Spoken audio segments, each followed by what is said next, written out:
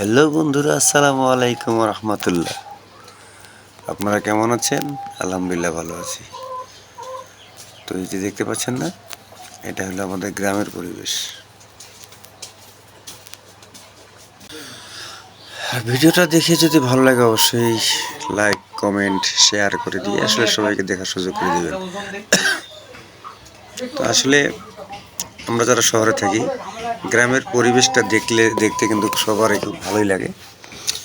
কারণ আসলে গ্রামের যে পরিবেশটা যে আপনারা দেখতে পাচ্ছেন, বিভিন্ন রকমের ফলাদি এখানে এই ক্ষেতে আসলে রোপণ করা হয়েছে। আপনারা আসলে দেখতে পাচ্ছেন, এই যে আমার নিচে কিন্তু এগুলো হলো ধান, আর এই যে দূরে দেখা যাচ্ছে না, এগুলো কিন্তু হলো ভুট্টা। আর আসলে আমরা এই গ্রামে যারা বাস করি, বিভিন্ন রকমের আসলে আমরা ফসল ফলাই আমাদের খেতে। তো অনেক পরিচর্যা করতে হয়, কিন্তু পরিশ্রম আছে। আমরা যারা গ্রামে বাস করি, ফসল ফলাতে গেলে কিন্তু আসলে অনেক পরিশ্রম করতে হয়। তো আমি কিন্তু আসলে পায়ে হেঁটে হেঁটে আমার বাজারের উদ্দেশ্যে যাচ্ছি। তো আপনারা দেখতে পাচ্ছেন।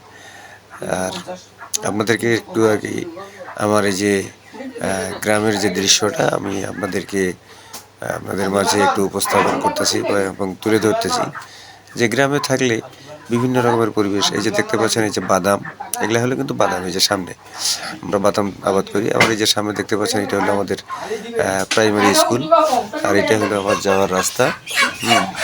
এই যে চতুর সাইডটা এই যে দেখেন কত সুন্দর, খুব সুন্দর একটা মনোরম পরিবেশ। কিন্তু এই স্কুলটাতে অনেক ছাত্রছাত্রী আছে।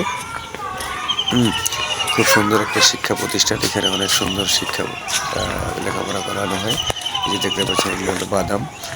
তো আমরা গ্রামে থাকি, এটা উত্তরবঙ্গে আমরা সবাই কিন্তু প্রায় বাদাম আবাদ করে ক্ষেতের মধ্যে।